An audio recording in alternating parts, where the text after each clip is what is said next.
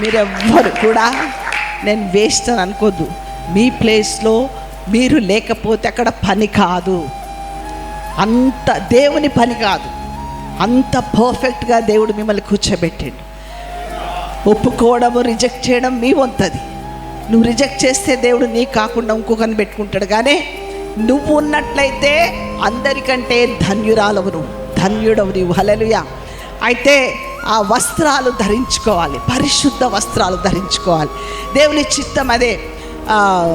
యెషయాలో రాయబడింది 61:10 పెళ్లి కుమారుడు పెళ్లి కుమార్తె ధరించుకున్నట్లు ఆ వస్త్రాలు ధరించుకోవాలి. రక్షణ వస్త్రాలు ధరించుకోవాలి, పరిశుద్ధమైన వస్త్రాలు మనము ధరించుకోవాలి. దేవునికి ఇష్టం ఆ వస్త్రాలు, ఇష్టము. నీకు దేవుడు ఎందుకు ఇచ్చిన ఆ వస్త్రాలు? నీతి వస్త్రాలు ధరించుకోవాలి. ఎందుకు ఇచ్చిన ఆ వస్త్రాలు అంటే కబోర్డ్లో పెట్టేసి కీయేసి దాచిపెట్టడానికి కాదు. నువ్వు అవి వేసుకోవాలి, నువ్వు అవి ధరించుకోవాలి.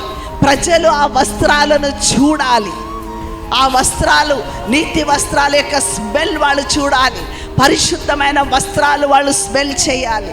నీ ఇంటికి వచ్చినప్పుడు మనం ప్రార్థన చేస్తాము, నా గృహమును పరలోకపు గవినిగా చేయి ప్రభువా అని. గవిన ఎట్లవుతుంది?